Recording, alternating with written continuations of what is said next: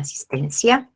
Se les comunicaba con sus delegados de que hoy día tengo que moderar un seminario, entonces voy a tener que retirarme temprano. Estaba pensando en hacer la clase práctica y dejarles la teórica presencial. Estoy hablando. No, claro, hacer la clase práctica presencial y la teórica dejarles grabado, pero me comentan de que prefieren que les deje la práctica grabada. Entonces, eso es lo que vamos a hacer y vamos a hacer teoría. ¿Alguna consulta antes de iniciar la clase?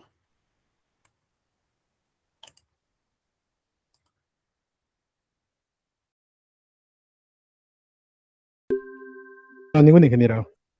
Ya, muchas gracias. Entonces vamos a iniciar la clase de hoy, que corresponde al tema de uno de los componentes del ciclo hidrológico. Bueno, perdón, a ver quién nos escribe por ahí. Sí, Brian. Ingeniera, disculpe, buenas tardes. Me acabo de conectar a la clase. He llegado tarde, no sé si podría considerar en la lista. Ay, a ver un ratito. Ustedes en el grupo A. Brian, Laura. Ya, ok. Ya está. Sí, ingeniera Laura. Ya. ¿Alguien más? No, ¿verdad? Ya. Entonces, hemos visto los diferentes componentes del ciclo hidrológico que permiten que este sea, como su nombre lo dice, un ciclo, ¿no? Entonces, hoy día nos vamos a centrar en uno que es la precipitación. La precipitación es el proceso hidrológico de transferencia. ¿Por qué? Porque transfiere la humedad de la atmósfera a la corteza terrestre. Ocurre cuando las gotas de agua dentro de las nubes son muy pesadas y tienen que caer. Consiste en la caída y llegada al suelo de gotas de agua o partículas de hielo, entre otros. Es decir, cuando hablamos de precipitación no hablamos solo de agua, también podemos hablar de hielo. La precipitación es la principal entrada en el ciclo hidrológico de muchas cuencas, ¿no? Decimos entrada porque es como que el ingreso de agua, una vez que se evapora de los océanos, llega a la cuenca de nuevo a través de la precipitación. La precipitación repone los cuerpos de agua superficiales, renueva la humedad del suelo para las plantas y recarga acuíferos. La precipitación es el resultado de factores meteorológicos, por lo tanto, está en gran medida fuera del control humano. Sus formas principales son la lluvia y la nieve. La importancia relativa de estas formas está determinada por el clima del área considerada. Entonces, pues vemos la importancia de la precipitación en el ciclo hidrológico. Ahora vamos a ver cómo es que se genera esta precipitación. Sabemos que las nubes son arrastradas por los vientos, por eso vemos que las nubecitas como que se mueven en el cielo. Algunas permanecen sobre los océanos y otras son trasladadas hacia los continentes. Es decir, una vez que se va por el agua, hay algunas que se van a quedar sobre el océano, pero hay otras que el viento arrastra hacia los continentes. En estos movimientos pueden enfriarse, por medio de los cuales las gotitas que forman las nubes se pueden agrandar, ya sea porque se juntan entre ellas o porque se aglomeran alrededor de partículas que flotan en la atmósfera. Al agrandarse, las gotas de agua caen por su propio peso hacia la superficie de la Tierra, provocando las precipitaciones. La precipitación ocurre cuando se cumplen las siguientes tres condiciones. Primero, que se produzca un estado de saturación, generalmente por enfriamiento. Luego tiene que haber un cambio de fase de vapor de agua líquido o sólido. Y luego tiene que producirse el crecimiento de las pequeñas gotas o cristales de hielo que permitan su caída. Esto de acá lo vamos a estudiar uno por uno. Para producir tasas de precipitación hidrológicamente significativas, debe ocurrir la secuencia de los siguientes procesos. Lo mismo que hemos dicho acá. Primero tiene que enfriarse, ¿no? Hasta el punto de rocío. Es decir, bueno, ahorita lo vamos a volver a ver, pero el agua que está contenida en el aire tiene que llegar a enfriarse hasta su punto de rocío. Cuando ocurre esto, se produce la condensación, es decir, el agua que está en estado gaseoso pasa a estado líquido. Y luego tiene que darse el crecimiento de estas gotitas. El agua que es, las gotitas de agua que se condensaron tienen que crecer. Y luego, para asegurarnos de que haya suficiente precipitación, tiene que seguir habiendo vapor de agua. Vamos a entenderlo mejor ahorita. Primero, el enfriamiento. ¿A qué nos referimos con el enfriamiento? Para comenzar la formación de precipitación, el aire que contiene vapor de agua debe enfriarse hasta su punto de rocío. El aire tiene vapor de agua. Por algo, no sé si han escuchado de que en Tacna el clima es muy húmedo, porque nuestro aire tiene gran contenido de vapor de agua. Ese vapor de agua que está en contenido a nuestro alrededor tiene que enfriarse hasta su punto de rocío. Acá les dejo una pequeña descripción si es que no recuerdan lo que es el punto de rocío. Una porción de aire puede perder calor por diferentes motivos. Es decir, les repito, ¿no? El agua que está contenida en nuestro aire tiene que enfriarse hasta el punto de rocío. ¿Y cómo es que se enfría? O pueden producirse estos 5 fenómenos, ¿no? Primero tendría que haber la radiación hacia un entorno más frío, tendría que haber una mezcla con una masa de aire más fría, tal vez, ¿no? La conducción a una superficie fría, por ejemplo, agua fría del océano o nieve, o enfriamiento adiabático por movimiento horizontal a una región de menor presión. Sin embargo, estas 4 primeras lo que nos van a producir son nieblas y lloviznas. Si nosotros queremos hablar de precipitación, lo que tiene que producirse es un enfriamiento adiabático por elevación vertical. Este enfriamiento adiabático puede causar tasas de enfriamiento lo suficientemente altas como para producir una precipitación significativa. Entonces, vamos a ver de qué se trata este enfriamiento adiabático por elevación vertical.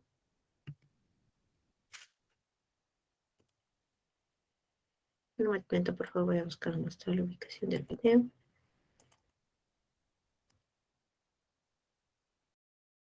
¿A qué nos referimos que el aire se enfría adiabáticamente?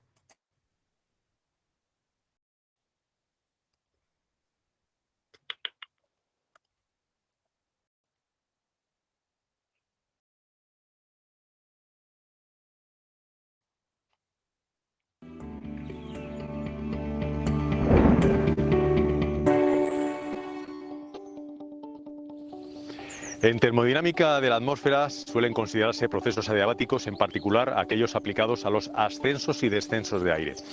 En el caso particular de una burbuja de aire que asciende, el ascenso en un día de verano como hoy es bastante rápido y por lo tanto no existen intercambios de calor, o podemos suponer que no existen intercambios de calor entre la burbuja y el aire que la rodea. De manera que al ascender, según va descendiendo la presión, va aumentando el volumen de esa burbuja y en consecuencia disminuye su temperatura. Por eso podemos considerar que un ascenso de aire en la atmósfera se comporta adiabáticamente.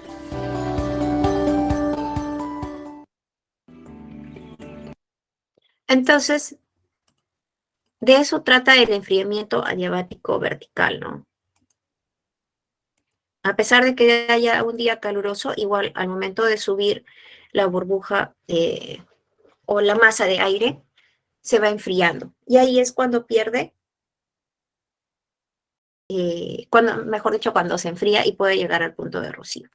Entonces, luego de que se enfría, sube, nuestra masa de aire va subiendo y se va enfriando, se produce y llega hasta el punto de rocío, es cuando se produce la condensación. La condensación es el proceso de cambio de estado de la materia en la que un componente que se encuentra en estado gaseoso pasa a estado líquido. Entonces, como mi masa de aire que contiene agua en forma de gas, sube y se enfría hasta el punto de rocío, luego se condensa, es decir, pasa de ser agua en estado gaseoso a agua en estado líquido.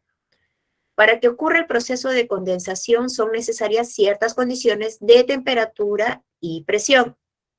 La condensación ocurre naturalmente cuando un gas se enfría hasta su punto de rocío, pasando de su estado gaseoso a un estado líquido. Esto también puede lograrse variando la presión sobre dicho elemento.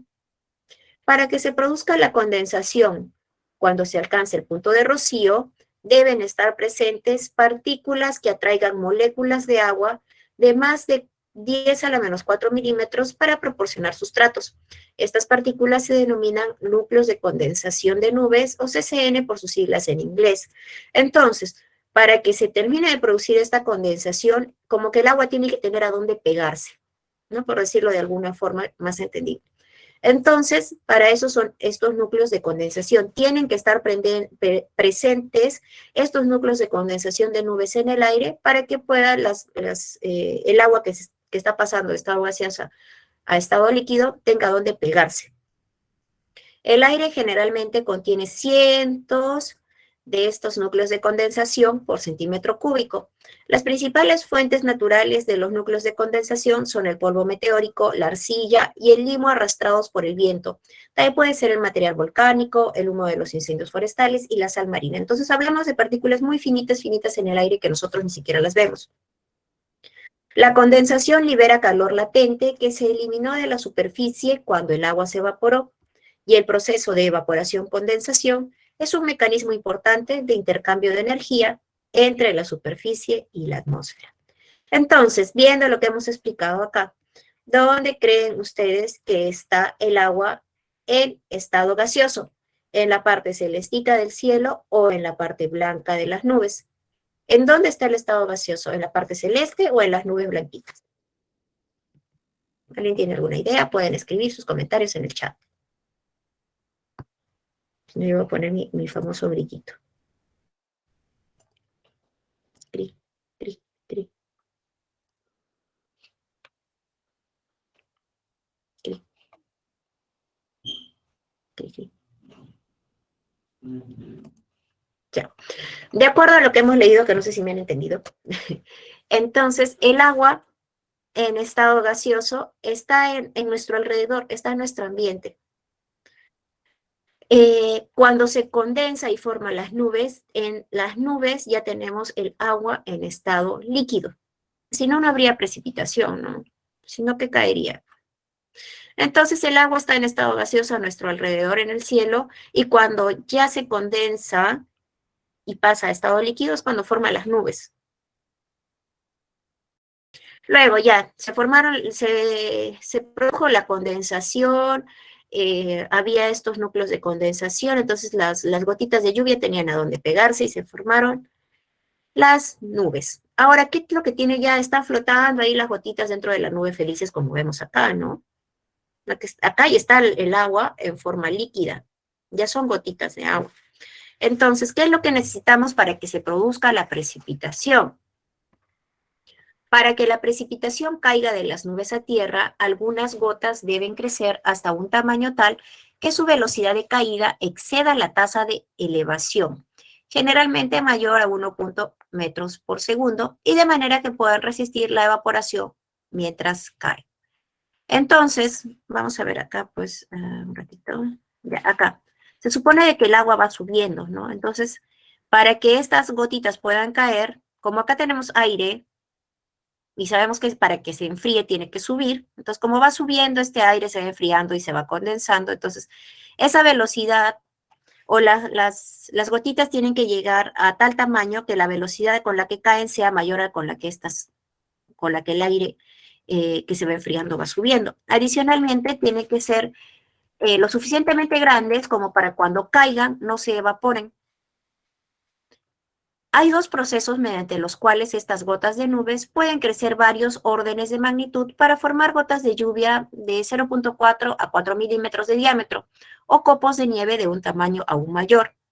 Si es que estamos hablando de precipitación en forma de lluvia, tendríamos que esta colisión de gotitas va a ocurrir a temperaturas superiores a los 0 grados. Porque la condensación en los núcleos de condensación produce gotas de agua de nube de diferentes tamaños. Entonces, en este caso, las gotas más grandes que descienden a mayor velocidad alcanzan a las más pequeñas con las que chocan pudiendo fundirse. Entonces, si hablamos de lluvia, estamos hablando de gotitas de agua. Entonces tenemos las gotitas, bueno, de acuerdo a los núcleos de condensación, pues acá todas las gotitas están del mismo porte, ¿no? Pero de acuerdo a los núcleos de condensación va a haber unas más grandes, otras más chiquitas, y están ahí flotando en la nubecita. Y a la vez que van chocando entre ellas, se van haciendo más grandes. Entonces se va haciendo más grande, por el peso de la gotita va cayendo. Y cuando va cayendo, también va arrastrando otras gotitas más chiquitas, y hace que se fundan y va haciendo unas más grandes. Luego también estas, como están más grandes y por la acción del viento, etcétera, se pueden llegar a separar. Y ya tenemos una gota grande y otra gota más grande. Y así es como van chocándose entre ellas y van aumentando su tamaño hasta llegar a un tamaño suficiente que haga que, pues, bueno, acá tenemos la velocidad del viento que empuja. Tenemos también esta tasa de elevación. Y tenemos que puede que se evaporen cuando caigan. Entonces, así es como esta de acá tiene que caer venciendo las otras fuerzas, ¿no? El arrastre de la lluvia, venciendo la elevación, venciendo la evaporación, etc. Pero de esta forma es que van creciendo, ¿no? Van haciéndose lo suficientemente grandes. Ahora, si es que hablamos de nieve, tenemos de que esta va a ocurrir a temperaturas inferiores a los 0 grados. En este caso, la presión del vapor saturado es más baja sobre el hielo que sobre el agua. Si en una nube se forman gotas de hielo, el vapor de agua tiende a depositarse sobre el hielo. Entonces, como está a menos 0 grados, se va a formar un hielito chiquitito. Entonces, esto de acá es lo que va a traer a las gotitas de agua líquida. Entonces, estas gotitas de agua líquida se van a ir depositando en este hielito. Es por eso que lo que representamos el cristal de hielo de esta forma, ¿no? Porque como que se va depositando. A diferencia de estas que van chocando y van creciendo, estas de acá se van depositando en el hielito formando los copos de hielo. Ahora, ya se formó mi nube, digamos, se crecieron las gotitas y empezó a precipitar. Si es que consideramos que no hay más ingreso de vapor de agua, si consideramos que no hay más ingreso, entonces se caería todas las gotas que estaban en la nube y ahí pararía la precipitación. ¿Duraría cuánto? No sé, unos minutos. Pero para que se generen tasas significativas de precipitación, entonces estos vientos portadores de vapor, es decir, tiene que haber más vapor de agua en el ambiente para que siga con todo el proceso, ¿no? Elevarse, enfriarse, condensarse y ir creciendo acá las gotitas. Entonces tiene que haber como una importación continua de vapor de agua para que la precipitación pues no pare, ¿no?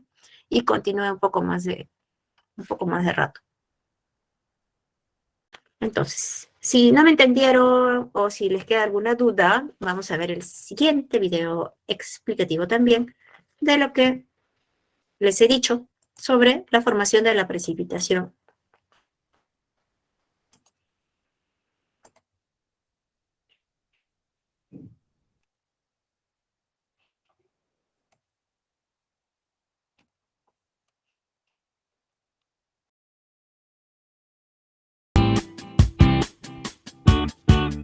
Bienvenidos. Pues, Hoy hablaremos de la formación de las nubes. Contrariamente a lo que se cree, la nube no está formada por agua en estado gaseoso, sino por agua en estado líquido. Lo que vemos en el cielo en forma de nubes son gotitas de agua de tamaño microscópico flotando en el aire. En el video sobre la humedad, mencionamos que para que se produzca la condensación es necesario que el vapor de agua choque contra una superficie más fría. Pero, ¿contra qué superficie choca cuando está en el cielo? ¿Cómo se forman las nubes allá arriba? ¿Cómo se mantiene flotando durante tanto tiempo? Veamos. El vapor de agua asciende desde la superficie de la Tierra hasta llegar a zonas más frías de la troposfera. Siempre que el aire húmedo se eleva, se expande y enfría. Entonces, para que comience a formarse una nube, lo primero que necesitamos es aire que contenga grandes cantidades de humedad. Además del enfriamiento, para que exista condensación es indispensable que haya superficies en las que se condense el vapor de agua en la atmósfera. Estas superficies son los denominados núcleos de condensación. Estos núcleos consisten en partículas microscópicas como cristales de sal, humo, polvo e incluso microorganismos como bacterias, hongos y esporas que llegan a la troposfera a causa de la evaporación. Esas partículas son entonces las que hacen posible que el vapor se condense en torno a ellas y se formen estas pequeñísimas gotitas de agua. Para darnos una idea de su tamaño, son incluso más pequeñas que el rocío expulsado por un aerosol. Estas pequeñísimas gotas de agua que conforman las nubes se mantienen suspendidas en el aire a gran altura debido a las continuas corrientes ascendentes de aire cálido denominados como fuerzas de arrastre. La velocidad de esta fuerza de arrastre varía desde unas suaves ráfagas hasta los 250 km por hora, ayudando a crear gigantescas nubes de las que hablaremos en próximos videos. Esas microscópicas gotitas se desplazan dentro de la nube y chocan unas contra otras, uniéndose y aumentando su tamaño y su peso. Mientras más tiempo y distancia recorra la gota dentro de la nube sin vencer la fuerza de arrastre, mayor será el tamaño que adquiera antes de salir de la nube. Cuando el peso de la gota sea suficiente para vencer la fuerza de arrastre, caerá en forma de precipitación debido a la gravedad. Ahora veamos algunos datos curiosos acerca de las nubes. Las nubes dispersan toda la luz visible y por eso se ven blancas, pero a veces son demasiado gruesas o densas como para que la luz las atraviese. Cuando esto ocurre, las vemos de color gris e incluso muy oscuras. Los colores rojizos y naranjas que tienen las nubes al atardecer y al amanecer se producen debido a que la luz es absorbida por la atmósfera y solo la atraviesan algunos rayos del espectro visible. 1 metro cúbico de nube contiene apenas 3 gramos de agua, más o menos una cucharadita. La formación de las nubes fue nuestro tema de hoy. Ok, si no me entendieron a mí, ahora ya con el video les debe haber quedado mucho más claro, ¿verdad? ¿No? ¿Sí? ¿Sí? ¿No? Sí, Sí, Gracias. Me contagian su... Uy, creo que cerré esto. Bueno, ahí está. Ya, acá está. Entonces, de esa forma es que se forman las nubes y se produce la precipitación. Ahora, ¿cuáles son los tipos de precipitación? Esto tenemos que tenerlo en cuenta también. Porque, pues, ya lo hemos conversado en la primera clase sobre cuando estábamos viendo de por qué nosotros estamos en una zona árida. Entonces, dentro de los tipos de precipitación tenemos las lluvias orográficas, que se producen cuando el aire choca contra la ladera de una montaña y se ve obligado a ascender. Al ascender, se enfría y se originan las precipitaciones. Este tipo de lluvias se producen en regiones con cadenas de montañas, como la nuestra, que tenemos la cordillera de los Andes. Entonces, como les decía, ¿por qué era que llovía en un lado y en el otro no? Porque cuando, por ejemplo, acá está ¿no? Acá está el mar. Entonces se evapora, tenemos acá vapor de aire. Entonces este vapor de aire que está acá empieza a subir, acá es donde se enfría, se condensa, forma las nubes y empieza a llover, ¿no? O sea, que el aire viene acá. Entonces, al momento de subir ya se va enfriando y acá ya llega, se forman las nubes y llueve acá. Entonces, llueve para este lado y este lado ya llueve muy poco en este lado. Entonces, de que es la lluvia orográfica, lo mismo tenemos acá, ¿no? Acá tenemos aire cálido y húmedo que va subiendo y al momento que sube, se produce el enfriamiento que ya hemos visto. Se enfría, se condensa, se forma la nube y llueve en este lado. Y este lado ya solo llega aire frío y seco, porque el aire cálido y húmedo ya se enfrió acá. ¿Por qué se enfría, ingeniera? Porque como está esta montaña acá, el aire tiene que subir y sabemos que el aire cuando sube se enfría. Entonces esto origina pues que la precipitación se dé solo para un lado de la montaña o en este caso de nuestra cordillera. Luego tenemos las lluvias convectivas, que tienen lugar cuando el aire que se encuentra sobre la superficie terrestre se calienta mucho, se hace más ligero y asciende. En su ascenso se enfría y provoca precipitaciones. Estas lluvias son frecuentes en el Ecuador y en las zonas templadas del planeta en verano. Entonces, acá estamos hablando de un calentamiento de la misma zona. Entonces, como dice acá, ¿no? El sol calienta el terreno, calienta el suelo. Este aire caliente se va, pierde un poco su densidad, ya hace que suba y se enfríe, y entonces llueve por acá nomás, ¿no? A menos de que como sale en la figurita de acá, el viento lo va a arrastrar, pero no lo va a arrastrar muy lejos. Entonces, por eso que este tipo de precipitación se va a generar en las zonas más calientes del planeta, pues donde hace tanto calor que el sol calienta bastante la superficie. Y luego tenemos las lluvias ciclónicas, que resulta del ascenso de la masa de aire cálido como consecuencia de la colisión de este aire cálido y liviano con aire frío y más pesado. Este proceso está asociado a zonas de baja presión atmosférica, las cuales se convierten en centros de atracción de vientos. La precipitación ciclónica puede ser no frontal y frontal. Estas lluvias se van a dar también en las zonas templadas del planeta, porque tenemos acá una masa de aire caliente, ¿no? Tenemos una masa de aire caliente que contiene agua. Y se encuentra por acá con una masa de aire frío. El aire frío es más denso, por lo que va a tender a quedarse abajo.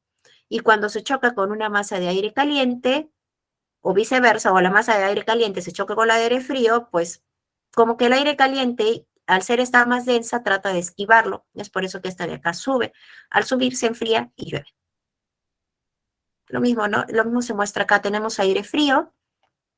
Viene una masa de aire cálido. Al chocarse con esta de aire frío, empieza a subir, porque esta es más densa, hace como una barrera. Entonces esta empieza a subir. Cuando sube el aire caliente que contiene agua, se enfría, se forman las nubes y precipita.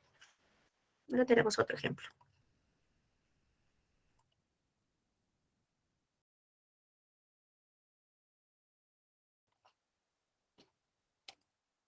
Uy, salió comercial. Besoles, solo en Falabella y falabella.com.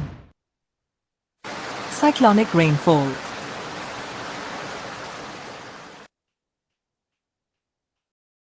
Cyclonic rainfall is caused when warm and cold air masses meet at a front. As cold air is denser, it remains close to the ground, while the warm air rises above it. As it rises, it expands and cools, resulting in rainfall.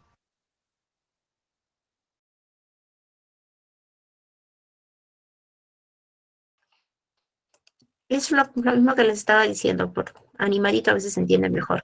Ay, sigue pasando. Ya. Entonces, lo que generalmente vemos en nuestro país, pues, es el tipo de lluvia orográfica, ¿no? Bueno, tenemos las no frontales y frontales, las lluvias ciclónicas frontales y no frontales y frontales, perdón. Las no frontales, pues en este caso resulta de una convergencia y ascenso de la masa de aire asociado a un área de baja presión atmosférica que produce lluvia o nieve de moderada intensidad, pero de considerable duración. Entonces acá tenemos una zona de baja presión, viene el aire caliente por acá, viene el aire caliente por acá, se choca con esta zona de baja presión y empieza a subir. Y acá es donde se empieza a producir la precipitación, ¿no? Sube, se enfría y empieza a precipitar. Y las frontales es lo que ya hemos explicado, ¿no? Que puede ser que hay una masa de aire caliente y viene una masa de aire fría y hace que empuja a la masa de aire caliente hacia arriba, entonces hace que se enfríe y precipita. O al revés, hay una masa de aire fría, viene una masa de aire caliente, se encuentra con esta de acá, que es como una barrera, hace que esta masa empiece a subir y empieza a llover. Entonces son los tipos de precipitaciones. Ahora, ¿cómo medimos la precipitación? Primero hay que tener en cuenta las formas de la precipitación. ¿Tienen alguna consulta hasta acá sobre la lluvia orográfica, sobre todo, que es la que determina más los climas en nuestro país?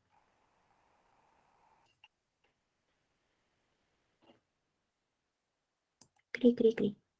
Cri, cri. Ya. Entonces, vamos a ver cómo medimos ahora la precipitación. Primero hay que tener en cuenta qué es lo que vamos a medir, es decir, las formas de la precipitación. La precipitación puede adquirir diversas formas, pero más a menudo ocurre como lluvia o nieve, dependiendo de la temperatura del aire. La lluvia, bueno, que ya son gotas más grandecitas, tenemos llovizna, que es lo que generalmente se ve acá, ¿no? Generalmente se ven lloviznas, porque las gotitas son de diámetro menor a 0.5 milímetros, ¿no? Bueno, lo que se veía generalmente, porque ahora último, en enero, febrero, ya se ve un poco lo que es lluvia. Tenemos el agua-nieve, que es la mezcla de lluvia y nieve, tenemos la nieve y tenemos el granizo. Ahora nos preguntamos si es que el rocío será un tipo de precipitación, capaz se olvidaron de ponerlo acá. Cuando hablamos de precipitación, su mismo nombre lo dice, ¿no? Precipita, cae. Tiene que condensarse arriba y luego empezar a caer. Sin embargo, el rocío se da a una altura bien baja. La condensación se da a una altura, no sé, el rocío es lo que ven ahí en las hojitas de las plantitas, cuando tempranito las mañanitas. Entonces, el agua, el vapor de agua, el agua en forma de gas, se ha condensado, pero a bajos niveles, ¿no? A la altura de la plantita, de esa hojita, o tal vez ya sé, también lo vemos en las barandas de aluminio, tempranito en la mañana como que se ven unas gotitas, es porque el agua se ha condensado ahí. Entonces, no está precipitando, se está condensando a baja altura. Entonces, el rocío no sería un tipo de precipitación. La precipitación, les repito, tiene que caer desde el lugar, desde la atmósfera, o la parte más alta de la atmósfera, ¿no?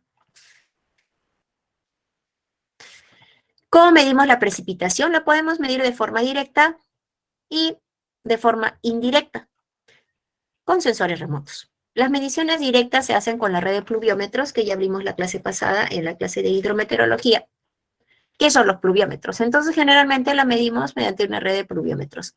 Esta red de pluviómetros es la medición directa de la precipitación in situ en la ubicación del instrumento. Ahí tenemos cuánto llovió, pero en ese sitio. Recuerden que la precipitación tiene una variabilidad espacial y pues lo que llueve acá no va a ser lo mismo que llueve en otro lado. Si simplemente es diferente lo que llueve en Gregorio Albarracín con lo que llueve en Alto Alianza, ¿no? A veces está lloviendo en Cono Sur y no está lloviendo pues en Alto Alianza. Entonces, esta medición de la precipitación es directa, pero es en ese punto donde se ha medido. La precipitación varía mucho en el espacio y tiempo. Para una región determinada, esta variabilidad depende principalmente de la situación meteorológica observada en un día determinado. La confiabilidad de una estimación de precipitación y su variabilidad aumenta con la frecuencia y densidad de las mediciones, ¿no? Entonces, tendríamos que tener más puntos de muestreo para tener una mejor idea de cómo es que se distribuye la precipitación en nuestra cuenca. Ahora, esto la medimos directamente, es decir, sabemos exactamente cuánto de lluvia cayó, pero también podemos medirla indirectamente mediante los sensores remotos, en este caso, los radares meteorológicos, porque también hay otros satélites que miden la precipitación, pero lo más usado o lo más recomendable son los radares meteorológicos, que vimos en la clase pasada ¿lo vimos? Sí, ¿no? Sí. Ya vimos el radar SOFI, pero vamos a ver ahora otros radares más grandes, ¿no? Porque el nuestro es como un prototipo y es móvil, pero vamos a ver unos radares más grandes. ¿Y para qué se usan estos radares? Pues no son una técnica de teledetección que proporciona una estimación indirecta de la precipitación y en particular de su estructura espacial, porque no sabemos exactamente cuánto va a caer, pero nos damos una idea de acuerdo a las medidas que obtenemos de la nube. Ya hemos visto más o menos el pluviómetro en la clase pasada, hemos visto cómo es, qué partes tiene, entonces ustedes están familiarizados con estas dos imágenes. Ahora, también había pluviógrafos, ¿no? También algunas estaciones, sobre todo las privadas, tenían pluviógrafos, que los pluviógrafos registraban la precipitación automáticamente y de forma continua en intervalos de tiempo pequeños, ¿no? Entonces, como su nombre o su fijo lo dice, sufijo, grafo, es decir, estos ya casi nos graficaban más o menos cómo es que se iba acumulando la precipitación. Y bueno, acá tenemos una pequeña consideración que ya hemos comentado pues en la clase pasada, de cómo es que no tenemos que instalar los obstáculos cerca a nuestros instrumentos de medición. Ahora, lo que recolectamos acá nos dice que una unidad de litro por metro cuadrado es equivalente al milímetro. Es decir, un litro repartido en una superficie de 1 metro cuadrado va a originar una lámina de agua de 1 milímetro. Entonces, esta medición, lo que leemos en el pluviómetro, podemos hacer la semejanza con a cuánto equivaldría, ¿no? 1 milímetro, sí, una lámina de agua de 1 milímetro equivale a 1 litro por metro cuadrado, como que estemos echando 1 litro en 1 metro cuadrado. Ahora, lo que les comentaba de los radares meteorológicos son mediciones, bueno, el radar meteorológico vendría a ser un sensor remoto. Entonces, para lo que es el tema de la precipitación, tenemos diferentes tipos de radares. Tenemos los Doppler, los de una sola polarización, de doble polarización, que me parece que el SOFI, el que han fabricado acá era de doble polarización. Tenemos radares de matriz escalonada y como les comentaba, también podemos usar radares para lo que es la medición indirecta de la precipitación. En este caso vamos a ver lo que son los radares. Son los que, estos de acá son unos grandes que han instalado en México, que supongo que son los mismos que pues piensa instalar acá con lo que es reconstrucción con cambios, ¿no? Pero los instala. Ahí donde se fue un ratito. Primero voy a compartir. Y ahora sí le vamos a dar play.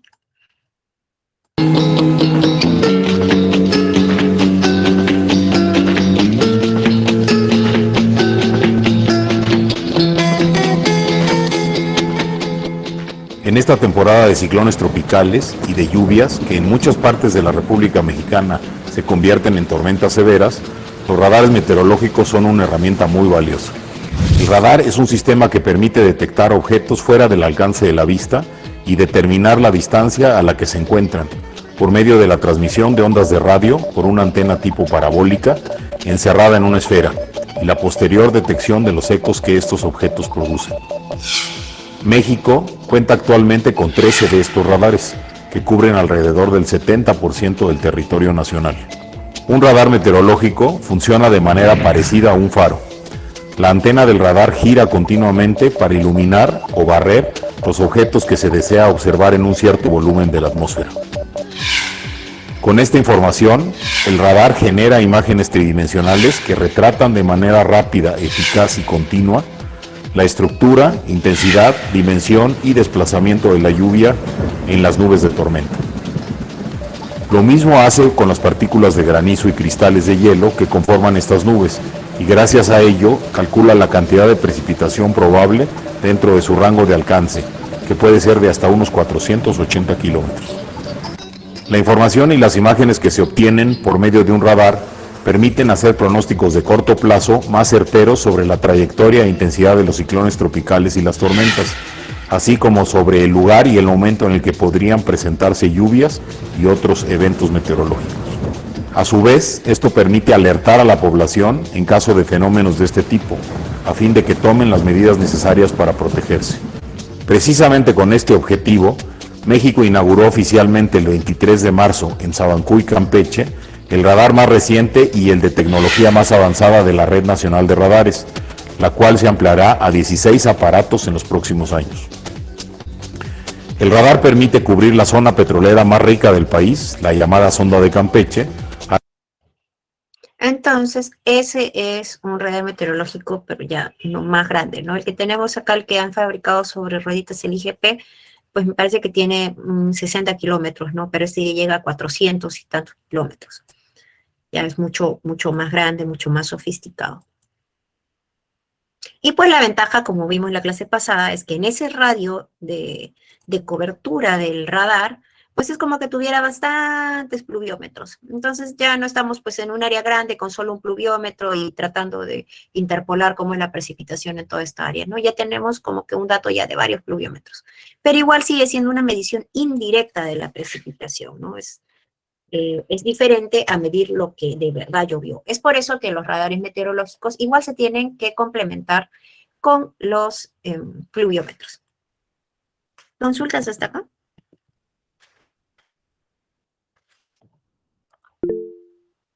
Sí, Judith. Ingeniera, yo tengo una duda, o es algo que no estoy entendiendo bien, pero por ejemplo, cuando los radares calculan, ¿verdad? Cuánta precipitación hubo en una zona. Y de ahí, ¿cómo sacan, cómo se pronostica? ¿Con qué datos? O sea, ¿cómo hacen para decir que mañana o la próxima semana o el próximo mes va a volver, o sea, va a llover, algo así? Ya, para hacer los pronósticos, ellos lo hacen con data de precipitación, pues, pasada. Y aparte también toman en cuenta pues, algunos otros factores del clima.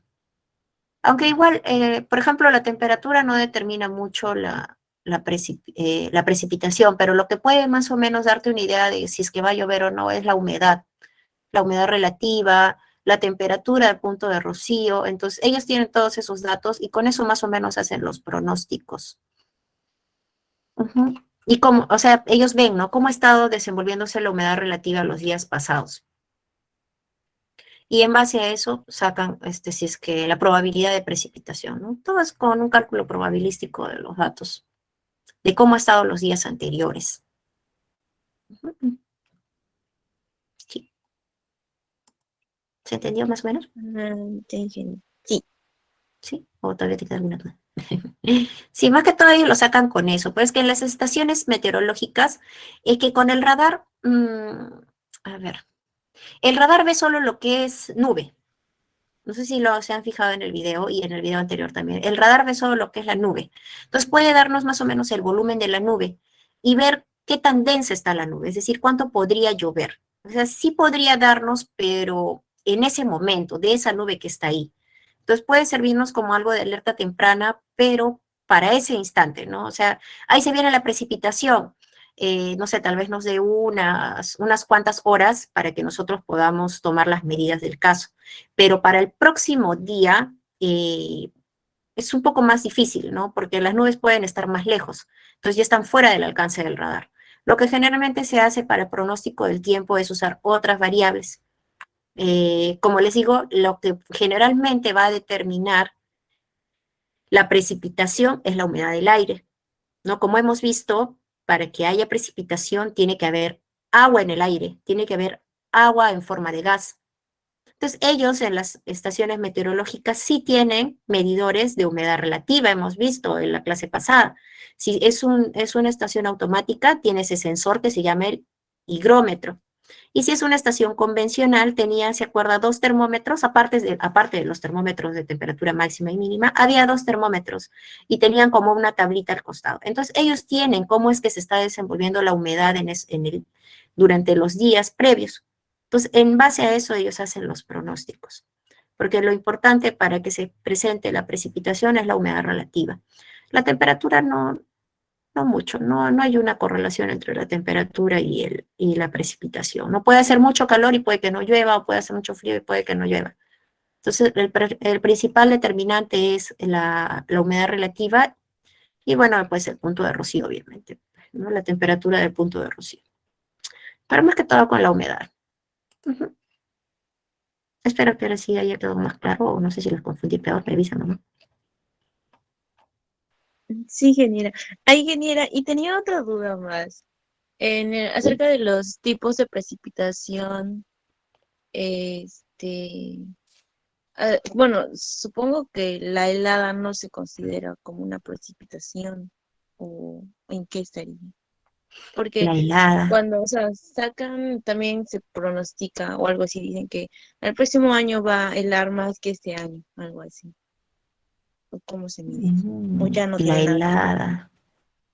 La helada. Ahí sí me agarraste porque no sé exactamente cómo miden la helada. Acuérdense que si nosotros queremos estudiar algo, tenemos que saber cómo medirlo. Entonces, por ejemplo, en estos episodios de frío intenso, no sabría cómo los miden, si solo los miden con temperatura o tienen algún índice, porque vamos a ver más adelante que, por ejemplo, las sequías, para yo poder medir una sequía, si es que ha sido severa, si es que el próximo año va a venir, necesito medirla, tengo que saber el índice de la sequía, pero en el caso de las heladas sí no sabría responderte, Judy. Tendría que investigar un poquito más. Pero ¿cómo es que pronostican ellos para el próximo año? Pues igual, ¿no? Con las condiciones anteriores. Igual todos son pronósticos. A veces, bueno, ahora mejora el Cenami porque tienen más estaciones, pero antes no le achuntaban a nada. Pero ahora como tienen más estaciones, pueden hacer más mediciones y tienen registros de más años y en diferentes lugares. Entonces, con las condiciones de años anteriores es que ellos pronostican la que vendrá. Así es como ellos sacan, pero como te digo, no sabría decirte cómo es que se miden las heladas.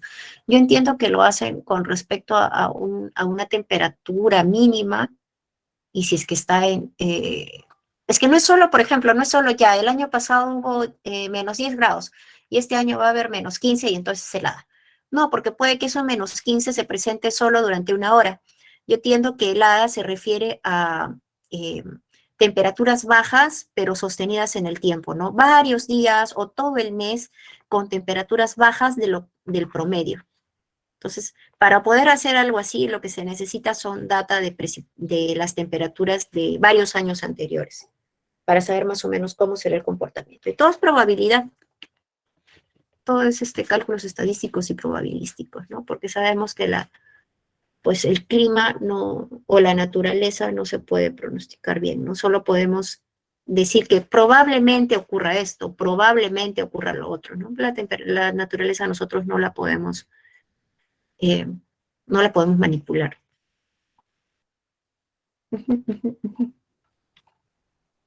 No sé si respondí tu consulta, Judith, más o menos. Sí, genial. Gracias. Gracias. ¿Alguien más tiene alguna otra consulta?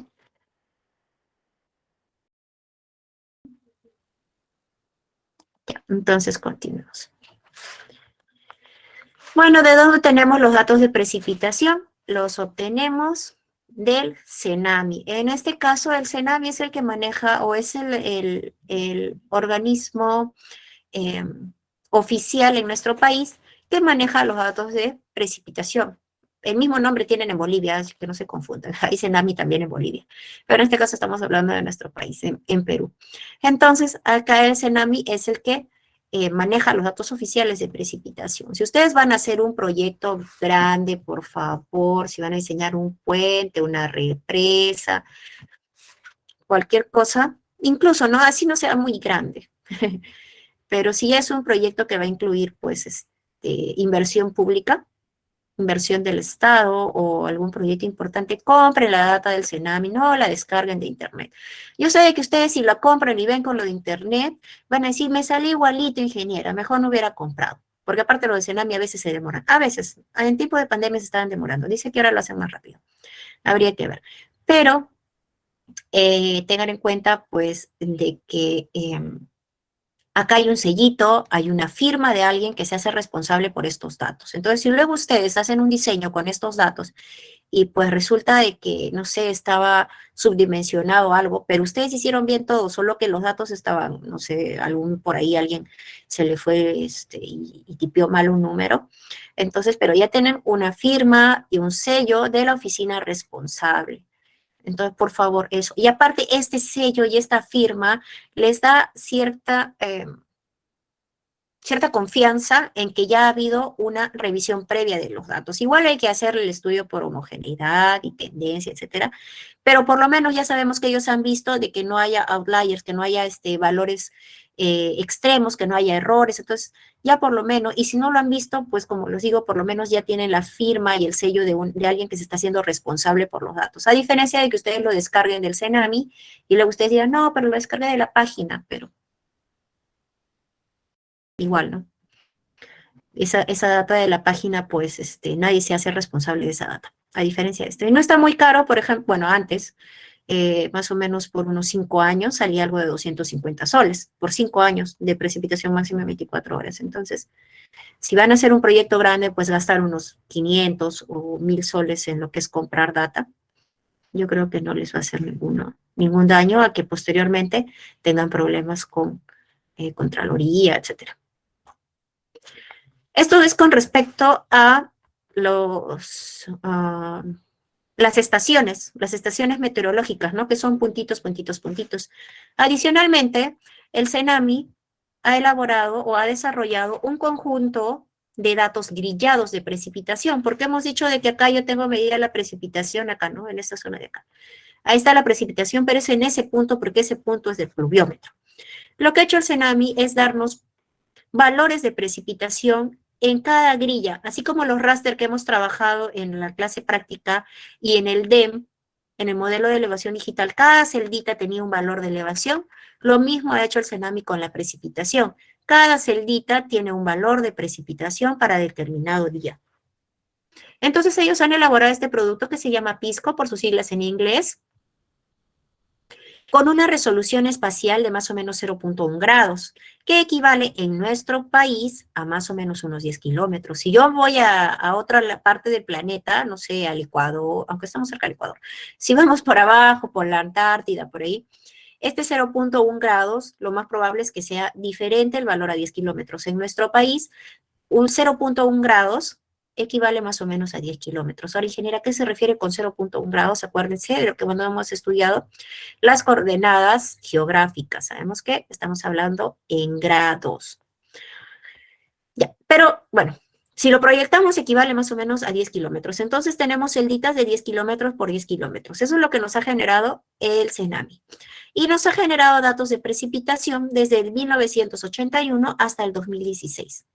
Algunas estaciones en nuestro país, pues, tienen datos, por ejemplo, la Jorge Basadre acá tiene desde el 93, desde 1993. Entonces, si nosotros queremos hacer un estudio, pues, no sé, de cambio climático o algo, podríamos apoyarnos del 93 para atrás, o sea, podríamos tener del 81 al 93 con data de Pisco.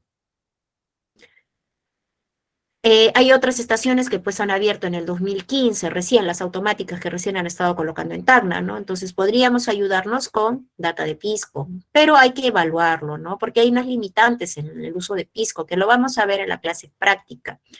En zonas de baja densidad de estaciones meteorológicas, Pisco puede tener alta incertidumbre y no representar adecuadamente la variabilidad espacial, por lo que resultados de tendencias con esos datos pueden ser considerados solo como una primera aproximación. Es decir, Pisco, en algunas zonas, por ejemplo, en esta zona de acá donde hay pocas estaciones, porque hemos visto, por ejemplo, en nuestra cuenca Sama, acá solo hay una estación, pero más estaciones hay en la altura, porque en la altura lleve más. Entonces, a veces Pisco en las zonas donde no hay muchas estaciones no representa bien.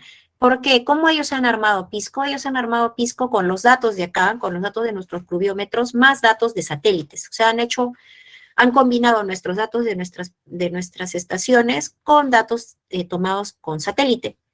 Y en base a eso ellos han elaborado este producto Pisco, ¿no? Esta data grillada. Entonces hay que evaluar si es que se puede o no usar Pisco en la zona en la que yo voy a estudiar, y eso es lo que vamos a hacer en las clases prácticas. Entonces, periodos de medición y tiempos de respuesta de la cuenca. Sabemos que la precipitación yo la puedo tener diaria. Yo puedo tener mi precipitación diaria, pero puede que yo necesite usar las mediciones semanales, es decir, que tenga que sumar cuánto llovió durante la semana. O puede que yo use mis mediciones diarias, necesito solo las de cada 24 horas. O puede que yo necesite horarias a menores, ¿no? Que yo necesite cuánto llovió tal hora, cuánto llovió tal hora. Las semanales o mensuales generalmente se usan para el tema de estudios de recursos hídricos. Por ejemplo, balances hídricos, o para, también saben que los mensuales se usan para lo que es proyectos de irrigación, para saber cuál va a ser la demanda de agua del cultivo, porque en base a eso nosotros diseñamos pues nuestras tuberías y nuestro sistema. Entonces, también para saber las demandas del cultivo, las demandas de agua del cultivo, bueno, y para estudios más grandes, ¿no? Necesitamos pues valores mensuales o hasta anuales. Mediciones diarias también para el crecimiento de las plantas, ¿no? Las mediciones mensuales es para los requerimientos de agua del cultivo, pero si queremos ver modelos de crecimiento de la planta, que esa parte no es tanto para la ingeniería civil, podemos tener mediciones diarias. Y mediciones más pequeñas, horarias o menores, generalmente se van a usar para el tema del drenaje pluvial. Tenemos que conocer cómo es que llueve cada hora para nosotros ver cómo vamos a diseñar nuestro sistema de drenaje. No podemos diseñar un sistema de drenaje considerando lo que llovió en todo el día, sino que tenemos que ir viendo cómo es que se comporta por hora para saber cómo es que nosotros vamos a ir drenando esa precipitación. Cuando se trabaja con relaciones lluvias-correntía, es decir, cuando vamos a convertir la lluvia en caudal, una primera aproximación del periodo de medición requerido puede basarse en la escala de tiempo requerida para una buena descripción de los principales procesos que generan inundaciones, escorrentía directa, y la capacidad de respuesta de la cuenca de drenaje caracterizada por su tiempo de concentración. Pero generalmente esto no lo tenemos porque si vemos en este caso también nos estará pidiendo más o menos horarias, porque el tiempo de concentración puede ser, no sé, 3 horas, 6 horas, 12 horas, ¿no? Entonces, pero nosotros vemos de que tenemos generalmente la precipitación la miden cada 12 horas, o últimamente el CENAMI solo publica las precipitaciones de 24 horas, ¿no? Entonces, pues es difícil un poco tenerlo en menores periodos de tiempo que no sean diarios. La variabilidad de la precipitación ya la hemos conversado en clases pasadas. Ya sabemos que varía geográfica, temporal y estacionalmente, les he comentado. Las cantidades de precipitación van a variar considerablemente en distancias cortas, puede darse el caso, como les digo, ¿no? El caso de Gregorio Albarracín con Alto Alianza, ves acá llueve, ya no llueve, etc. O yendo un poquito más lejos, ¿no? De lo que es Tacna con el mismo Calana. Debido a que la precipitación varía espacialmente, generalmente es necesario usar los datos de varias estaciones para estimar la precipitación promedio para un área y evaluar su confiabilidad, especialmente en zonas boscosas. Lo que hablamos siempre, a menudo de la pprecipitación media. Hay modelos lluvia escorrentiva. Vamos a ver que usan la precipitación media. Entonces, tengo acá mi cuenca y yo quiero saber más o menos cuánto llovió en toda mi cuenca. Esa vendría a ser la precipitación media. Entonces, para eso necesito varias estaciones distribuidas en mi cuenca, a veces fuera de ella también, pero cercanas, para saber cuál ha sido la precipitación media en mi cuenca. Las variaciones de tiempo en la intensidad de lluvia son extremadamente importantes en el proceso de escorrentía, particularmente en áreas urbanas. La distribución por áreas también es significativa y está altamente correlacionada con el historial de tiempo, del flujo de salida. Entonces, ¿a qué se refiere esto? Es necesario saber, no va a ser igual, este de acá es mi precipitación versus el tiempo. Digamos que en la hora 1 llovía así, en la hora 2 llovía así, en la hora 3 llovía así, y luego ya antes de parar de llover, llovía así. Una cosa es que llueva de esta forma, y otra cosa es que llueva, primero llovió bastante, cayó un aguacero, y luego empezó a bajar. A que llueva de esta forma. O por último, a que llueva de esta forma, ¿no? Llovió poquito, luego fue subiendo, luego llovió un poquito más, luego llovió harto. O a que todo llueva más o menos parejo, ¿no? Va a ser diferente porque la infiltración también va a ser diferente. Vamos a verlo en la clase de infiltración. Pero esto va a ser diferente, que llueva más al medio, a que llueva más al inicio, a que llueva más al final, porque al comienzo mi suelo está seco. Y si empieza a llover, pues hay más agua que se va a infiltrar. Si yo tengo mi suelo seco y llueve bastante al inicio, pues mi suelo se va a saturar rápidamente y cuando empiece a llover después, toda esta agua de acá, como ya mi suelo no infiltra más, va a empezar a correr. Se genera más caudal. En este caso de acá, como empieza lloviendo poquito y mi suelo está seco, pues puede infiltrarse toda esta agua. Luego sigue lloviendo poquito, puede que todavía tenga espacio a infiltrarse. Tal vez el sol hace que se evapore un poco, no sé. Luego llueve poquito y poco a poco como que se va saturando el suelo, hasta el último llueve y al final se genera la escorrentía. Sin embargo, acá se genera la escorrentía más rápido que acá. Entonces, por eso que es importante conocer la distribución de la precipitación, la variación en la intensidad de la precipitación.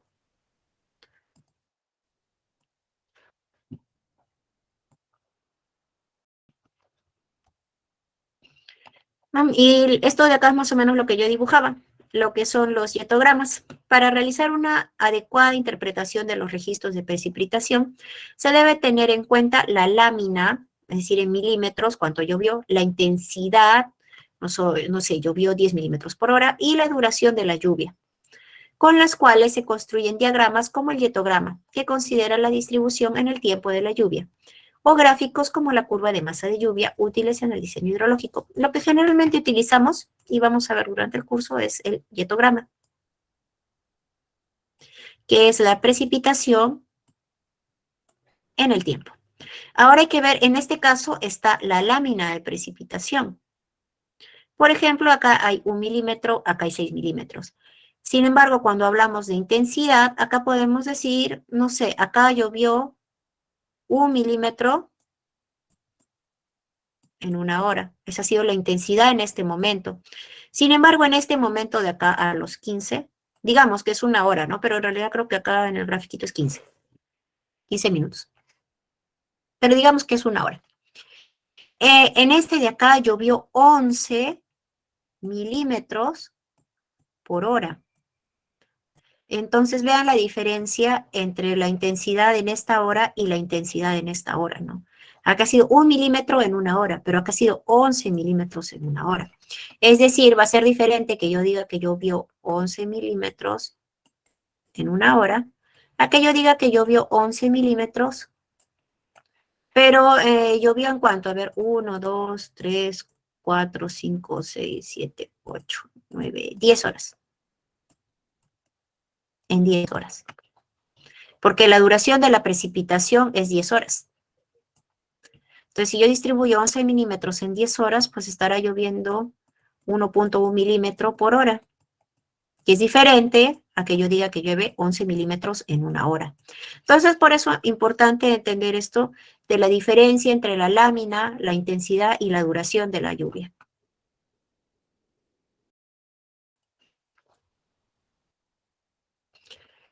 Entonces, lo que les decía, ¿no? ¿Qué es la lámina? La lámina es el total de la lluvia caída en un determinado tiempo. Puede ser en una hora, en 24 horas, porque yo puedo decir, cuando yo voy a los datos de Senami, me va a decir, pues, me va a decir que llovió 11 milímetros. Pero yo sé que esta es la lluvia que ellos registraron en 24 horas, en un día. Entonces, esto de acá vendría a ser 11 milímetros en un día. O ni siquiera si le pongo entre días, no sé, se puede entender mal, porque, bueno, no lo vamos a entender mal porque si no ustedes son capaces de dividirlo entre 24. Entonces vamos a decir de que ha sido 11 milímetros en un día. Entonces esta de acá es la lámina de precipitación. La duración es el periodo de tiempo durante el cual llueve. Esta tiene importantes implicaciones en el diseño. Entonces, esto de si yo voy al Senami me sale 11 milímetros en un día, pero no significa que todo el día se la pasó lloviendo. Esto es lo que ellos han guardado que llovió en un día. Entonces, la duración puede ser que estos 11 milímetros cayeron, pero, no sé, duró solo 4 horas la lluvia. Y ahora tenemos la intensidad, que es la tasa de precipitación caída en un intervalo de tiempo, que está expresada generalmente en milímetros por hora. Entonces, en este caso sí podría decir que cayeron 11 milímetros en 4 horas. La lluvia en función de su intensidad puede ser identificada como suave si es que hablamos de 3 milímetros por hora, moderada de 3 a 10 milímetros por hora y fuerte mayores de 10 milímetros por hora. Entonces, en este caso, bueno, como les digo, ¿no? Yo puedo tener que llovieron 11 milímetros en 4 horas, pero no sé cómo se distribuyó. Si llovió poquito primero y después llovió harto, pero definitivamente lo que no ha pasado es que haya llovido lo mismo, las 4 horas. Muy difícil de que ocurra eso.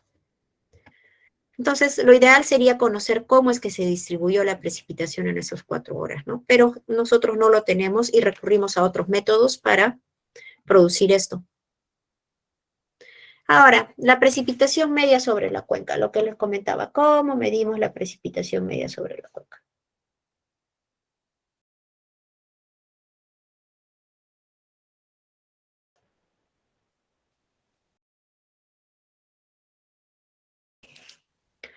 Tenemos diferentes infinidades de métodos para obtener la precipitación media sobre la cuenca. Nosotros, si es que en sus cuencas Pisco les funciona bien, pueden usar Pisco para obtener la precipitación media en la cuenca.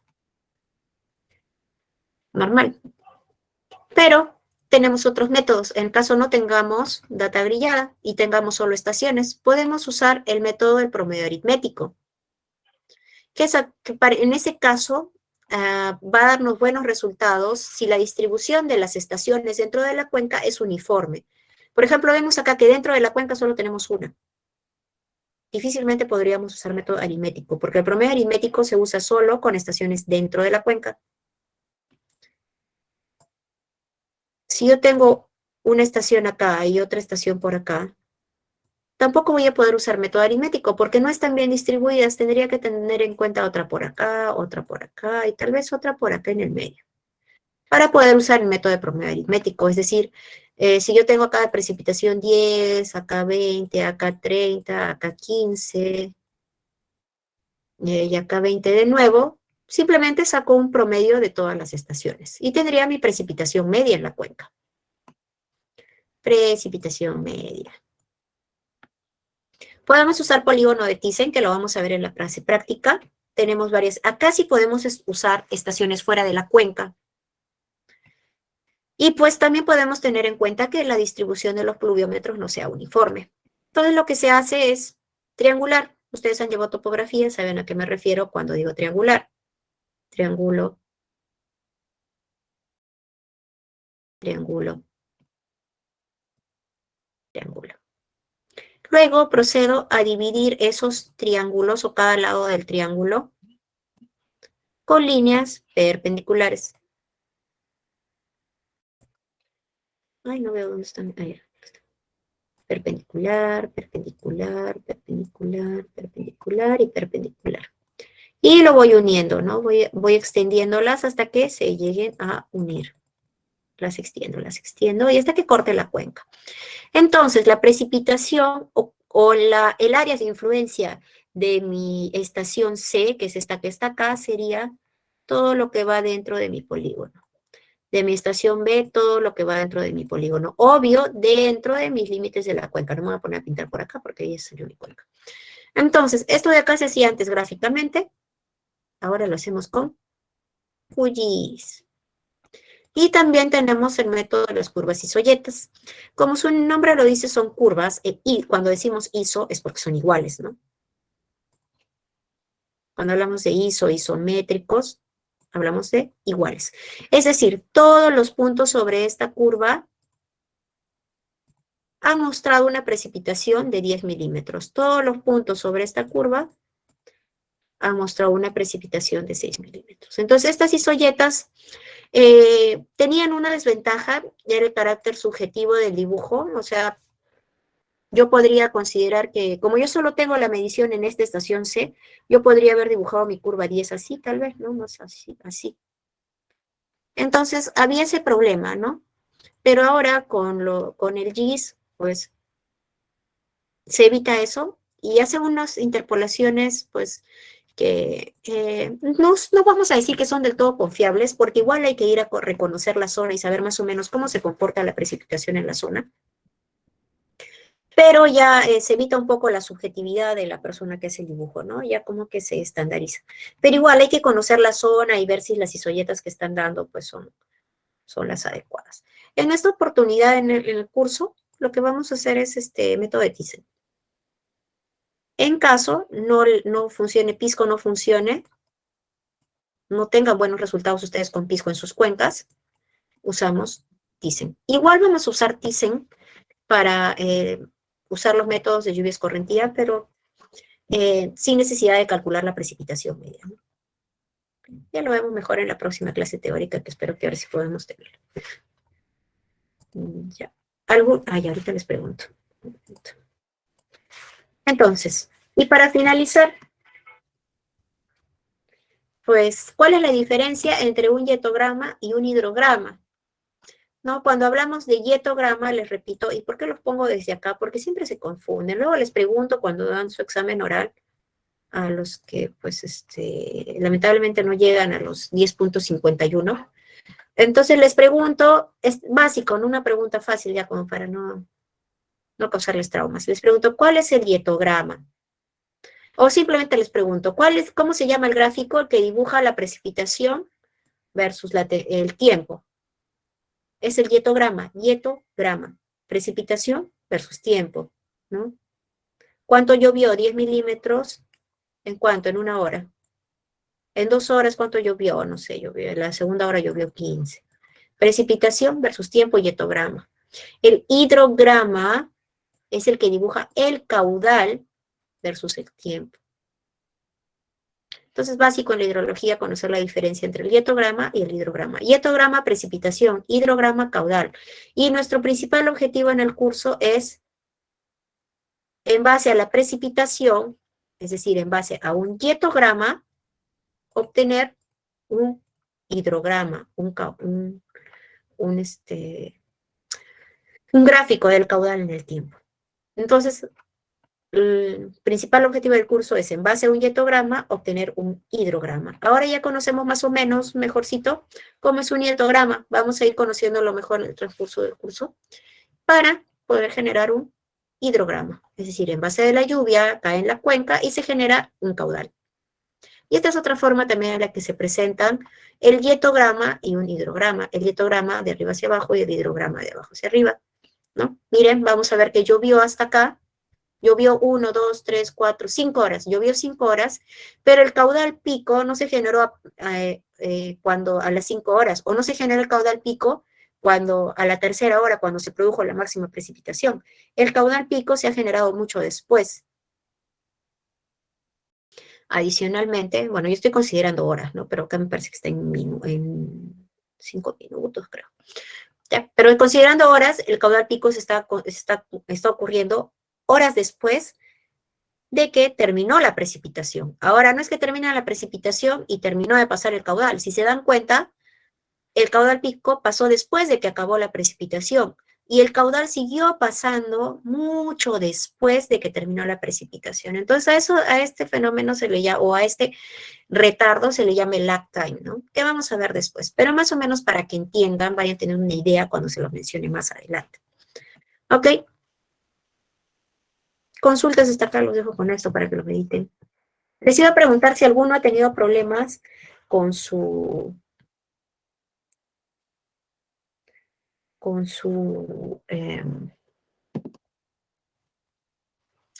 se llama? Con su clase práctica, por favor.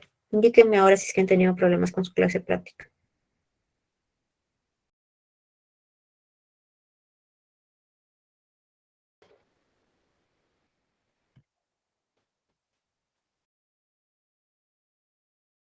Entiendo, como ninguno me responde, entiendo de que o sea, que todos han presentado su evidencia, que a ninguno le salió error, que todo es felicidad, ¿no? Porque esta clase práctica que les voy a dejar grabada, vamos a terminar los parámetros geomorfológicos de la cuenca, y entonces vamos a trabajarlo en base a eso, ¿ok? Entonces, si alguno tiene error o algo les aparece, por favor, comuníquense conmigo o menciónenlo ahora. A ver, Jan. Así es. No, es en cuanto a mi evidencia. Yo la había terminado, pero justo el enlace se cerró y no pude enviar la última evidencia. Y le comenté al delegado y me dijo que, claro, había habilitado un día más, ¿no? Pero me había pasado por el tiempo. Solamente es eso.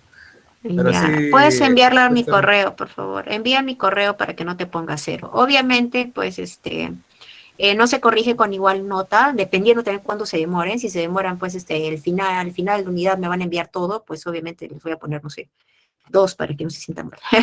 No, o sea, la nota va a ser más baja, pero eviten, traten de enviar sus evidencias porque un cero va a ser peor, pues, ¿no? Entonces envíen sus evidencias a mi correo si es que no alcanzan, pero no le envíen al final de la unidad, por favor, porque va a ser por gusto.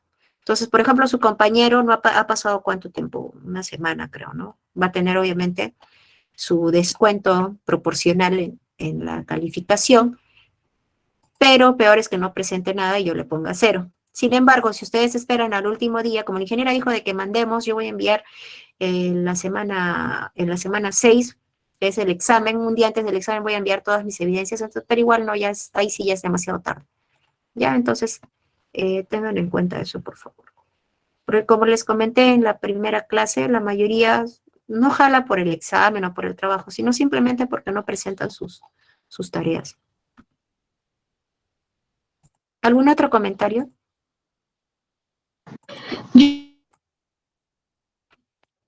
No, no, hay una parte del momento de generar la parte de, ¿cómo se llama esto? De los canales, no sé qué, ahí me he trabado y no he podido avanzar porque me parecía error.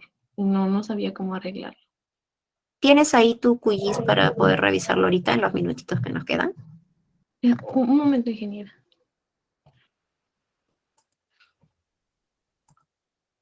¿Alguien más ha tenido alguna complicación? Ingeniera, yo también, pero no es de Sama, sino es del trabajo que dejó para cada grupo. Mi caso es de la cuenca Cayacame. Cuando quiero poner el punto de coordenada para el Saga, los canales me salen separados. Y creo que usted dijo que no tenía que estar separados los canales, ¿verdad? Es decir, tu red no se está generando bien. Sí, porque no está junto. Ya, envíame tu shape todo, lo pones en una carpeta, lo comprimes y me lo envías a mi correo, yo lo reviso el fin de semana, ¿ya? ¿Le envío al delegado o a su correo? No, a mi correo, al de la UPT. A ver, lo escribo acá. Ya, ingeniero.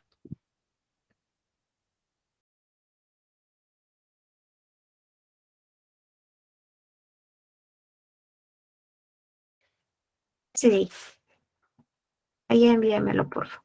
Lo reviso durante el fin de semana, por favorcito, porque ahorita estoy con el seminario. Y pues hoy día no creo que me dé tiempo. Pero voy a intentar, capaz hoy día en la noche puedo hacerlo. A ver, su compañera.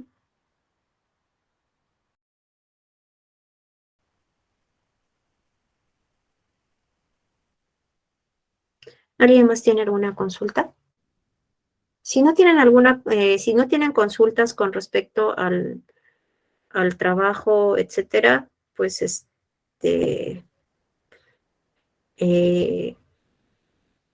pueden ir retirándose, no hay ningún problema. Yo me puedo quedar con su compañera mientras tanto. Ya, les envío el link, el video, más tardar mañana. Ahora en la noche voy a intentar hacerlo. Les envío el video para que lo puedan presentar su evidencia el día domingo hasta las 11 de la noche, por favor. ¿Ya? Hoy en la noche voy a intentar hacerlo. No es difícil, no es largo. Pero si es que tienen error con el DEM, pues, o si no han podido delimitar su cuenca, ahí va a ser el asunto. Por favor, fíjense de que no estén trabajando con... ¿Sí? ¿Alguien me comentaba algo?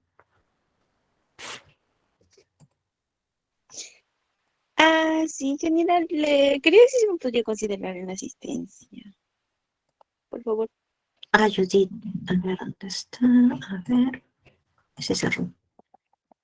¿Alguien más, por favor? Ingeniera, igual a mí me puede... Yo, ingeniera Diana Ramos. A ver, un ratito, vamos.